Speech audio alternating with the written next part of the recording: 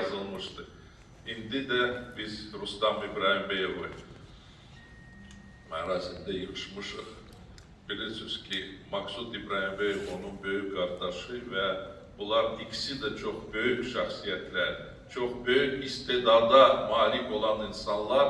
Onlar indi bir yerdə bizim Azərbaycan torpağında olacaqlar. Rustamın bir sözü var idi, onu tez-tez təkrarlayırdı. Deyirdi, əgər ləyaqətlə yaşasın, sənin dəfnində ləyaqətli insanlar gələcək. Onlar gəliblər, bugün buradadılar.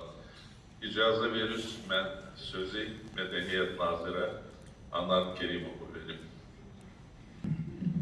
Hörmətli həmkarlar, hörmətli qonaqlar, hörmətli cənab səfir, hamınızı salamlayırıq.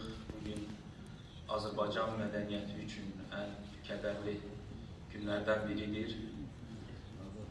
Azərbaycan milli kinosunun, ədəbiyyatının ən parlaq simalarından biri olan Rüstəm İbrahimbəyev dünyasını dəyişərək haqqa qovuşur və bugün bu mərasimi keçirməklə biz ona və onun ailəsinə öz dərin hörmətimizi və dəstəyimizi izhar etmək istərdik və fürsətdən istifadə edərək onun ailəsinə, yaxınlarına, dostlarına, mədəniyyət xadimlərimizə, ümumiyyətlə Azərbaycan ictimaiyyətinə, Azərbaycan və Rusiya ictimaiyyətinə dərin hüzünlə baş sağlığımı çatdıram.